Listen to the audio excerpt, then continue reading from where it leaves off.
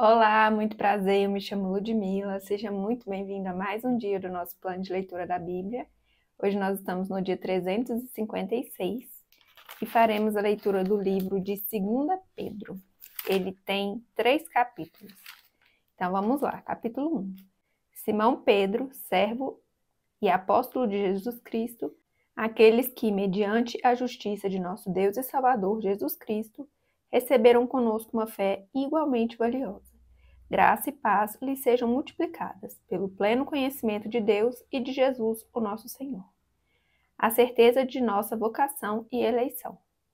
Seu divino poder nos deu tudo de que necessitamos para a vida e para a piedade, por meio do pleno conhecimento daquele que nos chamou para a sua própria glória e virtude.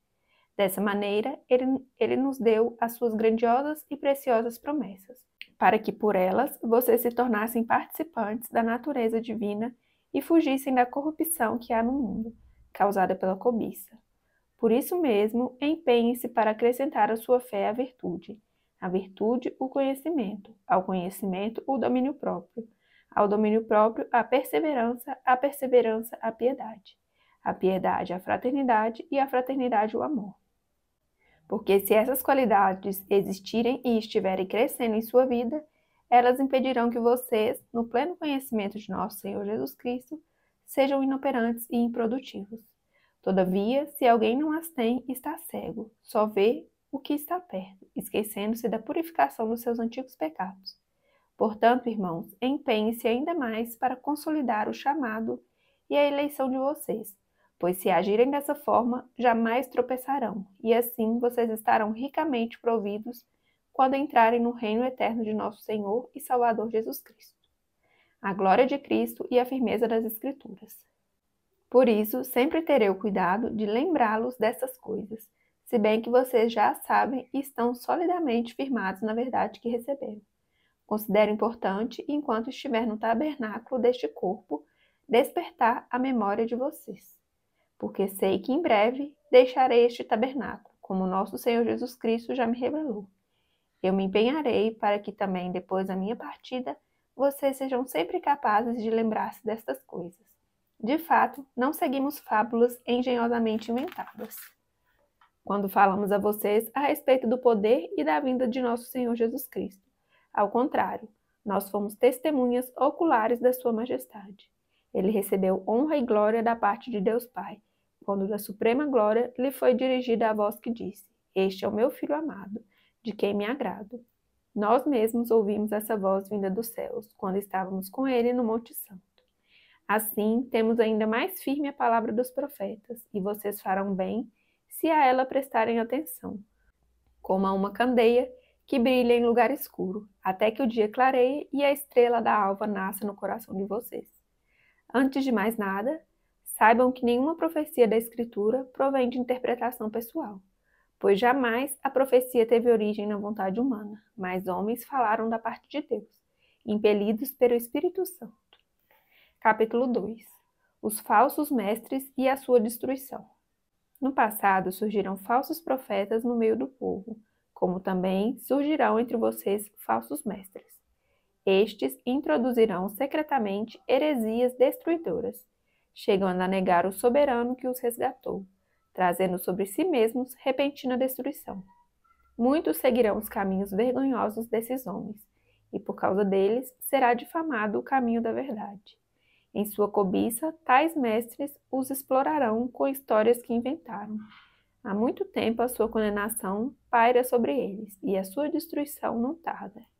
Pois Deus não poupou os anjos que pecaram, mas os lançou no inferno, prendendo-os em abismos tenebrosos, a fim de serem reservados para o juízo.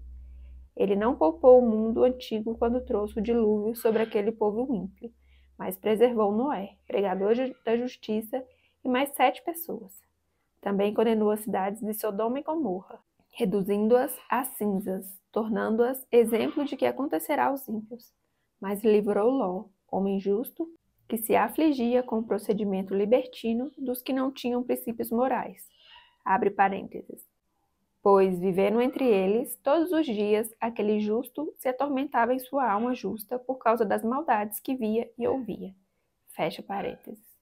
Vemos, portanto, que o Senhor sabe livrar os piedosos da provação e manter em castigo os ímpios para o dia do juízo, especialmente os que seguem os desejos impuros da carne e desprezam a autoridade.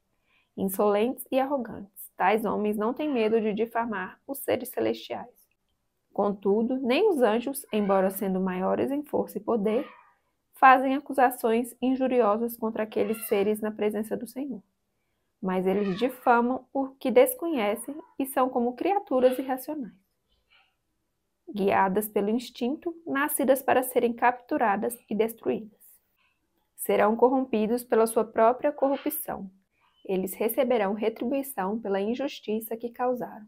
Consideram prazer entregar-se à devassidão em plena luz do dia. São nódoas e manchas, regalando-se em seus prazeres, quando participam das festas de vocês. Tendo os olhos cheios de adultério, nunca param de pecar, iludem os instáveis e têm o coração exercitado na ganância. Malditos, eles abandonaram o caminho reto e se desviaram, seguindo o caminho de Balaão, filho de Beor, que amou o salário da injustiça, mas em sua transgressão foi repreendido por uma jumenta, um animal mudo, que falou com voz humana e refreou a insensatez do profeta. Esses homens são fontes sem água e névoas impelidas pela tempestade. A escuridão das trevas lhes está reservada, pois eles, com palavras de vaidosa arrogância e provocando os desejos libertinos da carne, seduzem os que estão quase conseguindo fugir daqueles que vivem no erro, prometendo-lhes liberdade. Eles mesmos são escravos da corrupção, pois o homem é escravo daquilo que o domina. Se tendo escapado das contaminações do mundo por meio do conhecimento de nosso Senhor e Salvador Jesus Cristo, encontram-se novamente nelas, enredados e por elas dominados. Estão em pior estado do que no princípio. Teria sido melhor que não tivessem conhecido o caminho da justiça, do que depois de o terem conhecido, voltarem as costas para o santo mandamento que lhes foi transmitido. Confirma-se neles que é verdadeiro o provérbio: o cão volta ao seu vômito. E ainda, a porca lavada volta a revolver-se na lama. Capítulo 3. O dia do Senhor. Amados, esta é agora a segunda carta que escrevo a vocês. Em ambas quero despertar com estas lembranças a sua mente sincera para que vocês se recordem das palavras proferidas no passado, pelos santos profetas e do mandamento de nosso Senhor e Salvador, que os apóstolos ensinaram a vocês.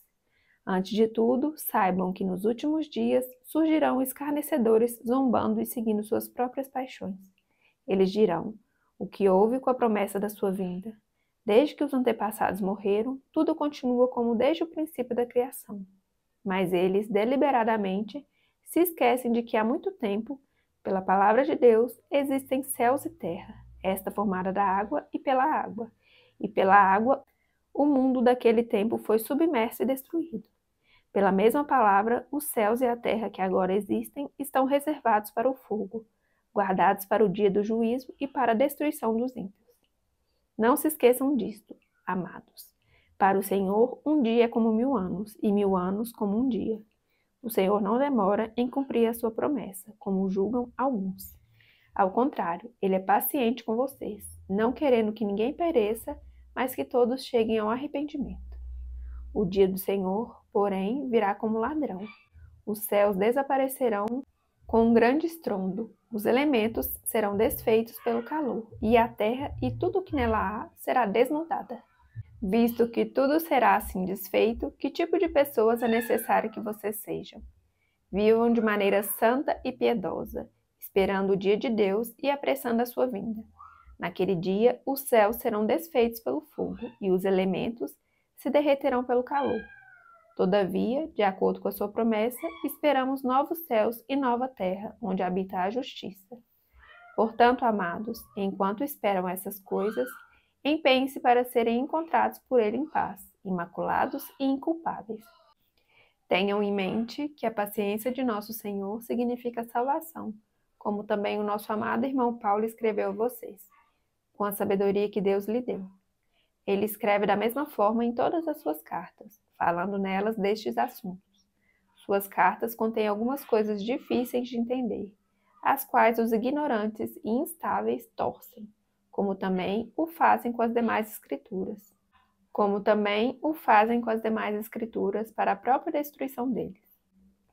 Portanto, amados, sabendo disso, guardem-se para que não sejam levados pelo erro dos que não têm princípios morais, nem percam a sua firmeza e caiam.